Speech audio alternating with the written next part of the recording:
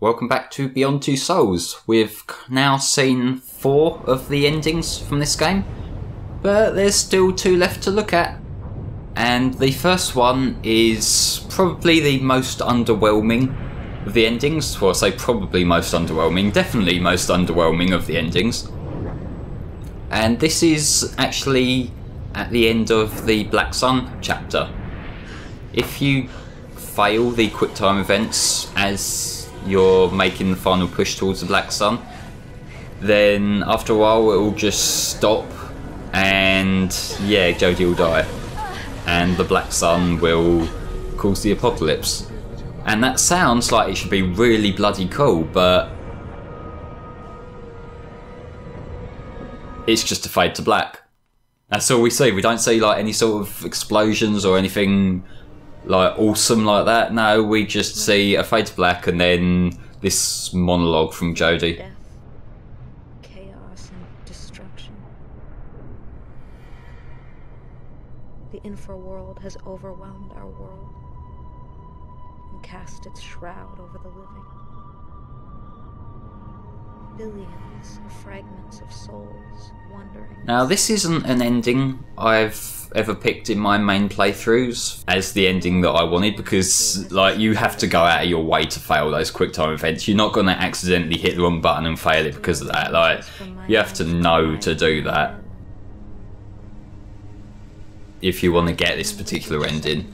I didn't actually know this ending was here when I first recorded this, and it wasn't until I was like looking on the wiki later down the line just to like check all my facts were right and that. I saw actually there's this other ending that I didn't think to record to start with, so I just reloaded me save file, went back to Black Sun and had to deliberately fail it just to get this scene here to play. I hunger for obscurity and oblivion. But even this monologue itself isn't particularly interesting. It's just we're damned for eternity, so I'm just gonna think for a while. It's really not that special, and like, it was only about 2 minutes long as it is, so like, how underwhelmed must you have been if that was your ending? Like, if for some reason you thought to not pass the quick time event, thinking, no, that'll be an apocalyptic ending, that'll be really awesome, and then no, it's just not. That'd suck.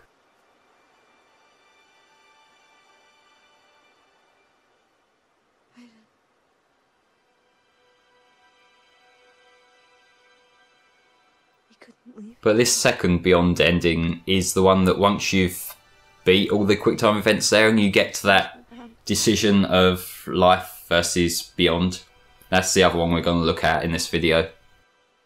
I loved you and hated you for years. But this is what we saw at the end of Black Sun in the main run, because you see this little scene of Aiden and then it gives you the prompt as to whether you want to live or whether you want to go beyond.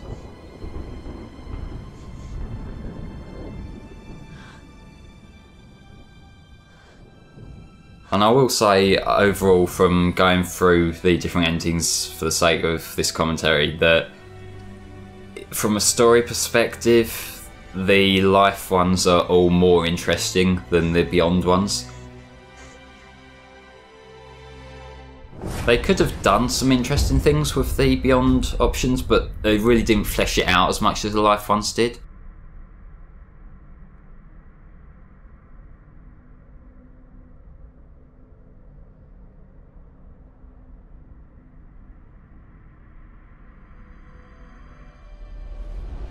Living, feeling, being in love. I love you, Jodie.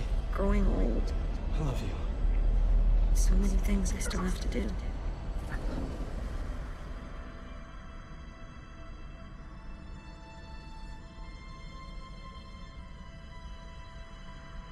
I do like the lighting of this particular scene. It shows the beyond side as being much more peaceful than the life side, and in a way I guess that's sort of symbolic for, you know, moving on and finding your peace. And yeah, in this particular run of Black Sun, what I cut out before I got to this, I did like let Cole die. I think I just did it as an oversight more than anything, but Yeah, in this particular one, Cole shows up on the Beyond side.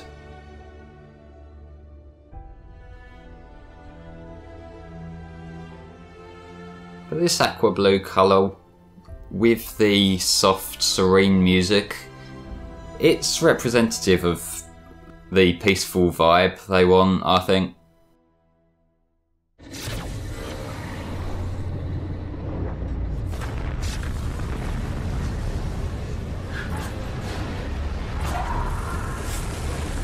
Meanwhile, Ryan's going through absolute hell.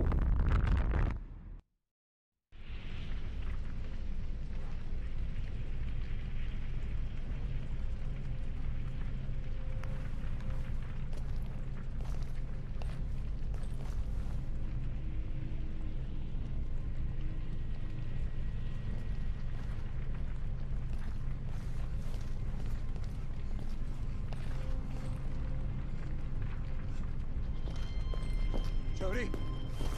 Jody? Jody, come here, wake up. Jody, wake... Jody, wake up. Jody, wake up. Jody. Jody. Jody. Jody. No. No. Jody, wake up.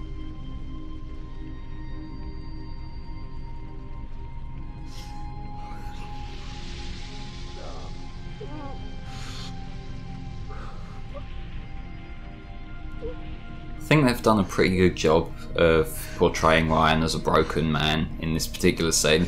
It's not quite as effective as some of the stuff with Nathan earlier on, but you can just see how he's completely in denial there for the first few moments, and then it clicks with him and he just sort of breaks. It's well done. And lakes and mountains and rivers. It's all around us. You just have to listen carefully to hear its whisper. But then we get back to this, which is another monologue.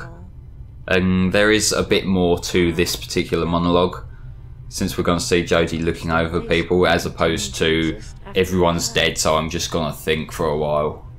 My soul explores it endlessly, and I've still only seen a fragment of it. I can be everywhere and nowhere. This is the better of the two Beyond endings. Not that that's really saying much, but this is the better of the two Beyond endings. Or be more alone than any human being has ever been. All this is possible merely by the force of my will.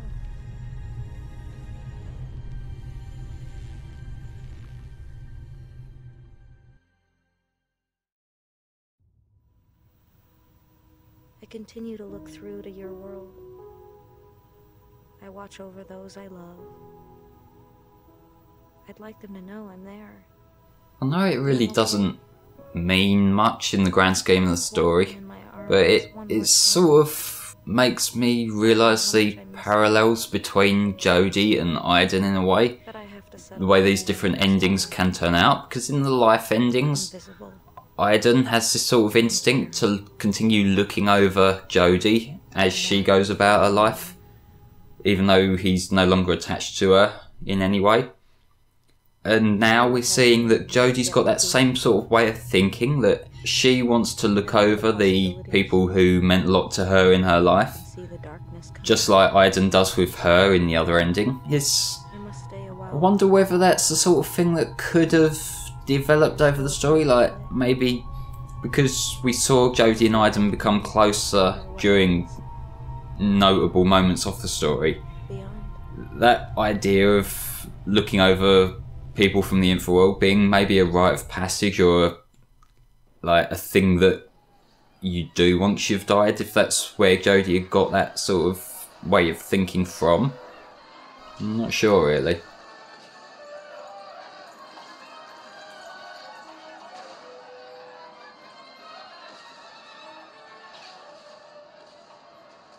Sometimes, I could spend hours staring into space, watching the images as they go by. They play over and over again, like a TV that's never turned off. But naturally we need the alternate sequel bait. But there's one thing I do know. It all really happened. When I'm alone, I listen to the voice inside my head. She talks to me. She says there are things I need to know. Sometimes I shut my eyes and it's as if I could fly. I can go through walls. I see beautiful colors around people, and I discover faraway places without ever leaving my room. Sounds like she's just using the internet or something, to be honest. The voice told me not to tell anyone. I'm really scared. The lead-in that we're getting is that Zoe, much like Jodie, has an entity attached to her, Strange noises. and I think what they're going for by having the same ending sequence that Jodie had is that Jodie is that entity who communicates to Zoe. But that just makes me think about how this must be quite a different entity human experience that those two have, as opposed to the relationship that Jodie and Aiden has, in that we saw Jodie looks over everyone she knew from her story. Like, we saw her looking over Ryan, so it's not going to be a thing like Aiden where he was there all the time. So if they were to ever carry on with this kind of story, I'd be curious to see how that works. There's only one thing I can be sure of. But ladies and gentlemen, those were all of the Beyond Two Souls endings. Join me next time for the third extra video where I'll be taking a look at the Advanced Experiments DLC. See you then. Next time, I'll kill everyone. My God, I was so afraid I lost. There's no telling what we'll find out there. How much time do we have after we've activated the self-destruct? We're not coming back.